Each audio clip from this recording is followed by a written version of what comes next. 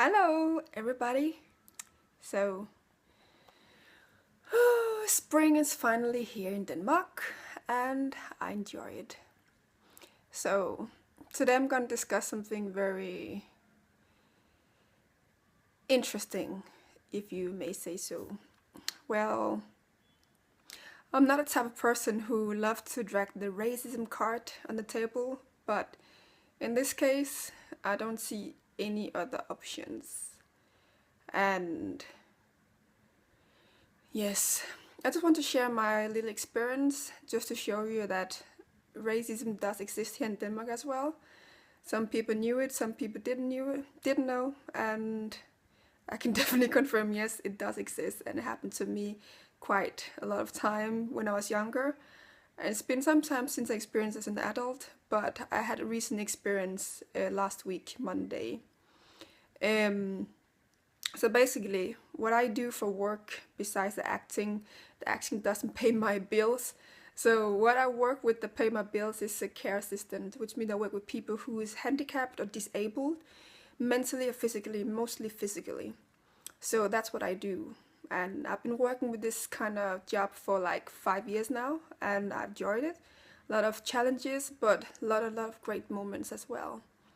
So basically what happened is that this person I've been with for a few times now, for the past 2 months, have been quite fine.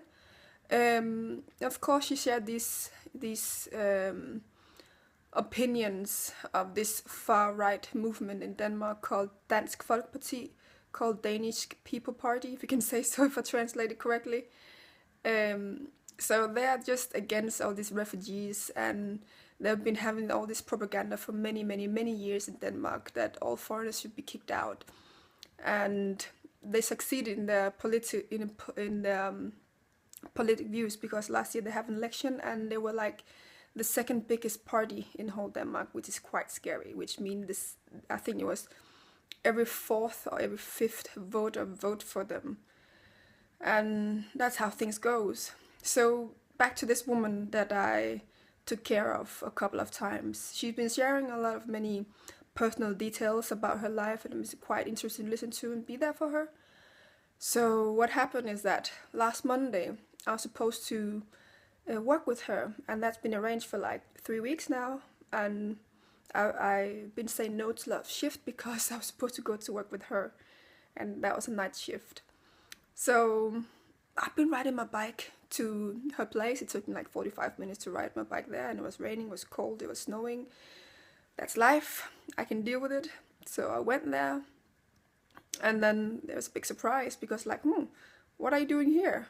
I said, well, I'm coming here to work. I said, well, they haven't told you, haven't they? Told me what? That I was not supposed to come there anymore. I was like, no, I didn't get the memo, but normally I get an email or personal call or personal text if I'm not supposed to go to that shift because whatever reason. But I didn't get that in that place, which kind of pissed me off, because first of all I said no to the shift, and second of all it took me crap time to get there on bike on snowing cold evening. So that's it. So I went home after speaking with the person I was supposed to take the shift from, and so I decided to call the bureau, the agency, to let them know that I want my money for the 12-hour shift I was supposed to get there, because first of all I said no to the shift, and this has been planned for a long time, and I did not get any personal calls or text message. So that was my demand, and I said, okay, well, we will look into it. And so that's fine. A couple of days after, I think it was Thursday last week, I've been calling to tell them like what's going on. And then I finally got the result and answer to the reason why I was not supposed to come there, and that was because of my skin tone. Yes, you heard me right. It was basically because of my skin color. That woman did not want me to come there anymore. And first of all, I was like, wow, really? 2016? This is still happening? Oh yes, indeed, it is happening. So what the what do you call it? The person who's in charge of that disabled person that I took care of, she explained to me that it has nothing to do with me as a person or me of what I did or that I do my job wrong or I did any mistakes or anything. It was just simply because she unfortunately had these kind of opinions about people that do not look like Danish people. And I was like, wow, I speak fluent Danish. I even have the Jottish accent, and I love pork and all these kind of things. But that's just not enough, because sometimes no matter what you do your work to perfect details, it's just not enough because of your skin color. So in this situation, my skin color was the reason why I could not continue working with that person. And it's fair enough that you have these opinions. You should be careful when you are in a position you're in, because sometimes the only help you can get is from people who look different from yourself. And it is very unfortunate that this is the world I live in. And I'm not sad. I was just shocked to hear it blankly, like direct, that it's because of your skin color. There's nothing to hide from it. That's just the truth. And I'm not gonna change anything, because I have done nothing wrong, and that's just the way it is.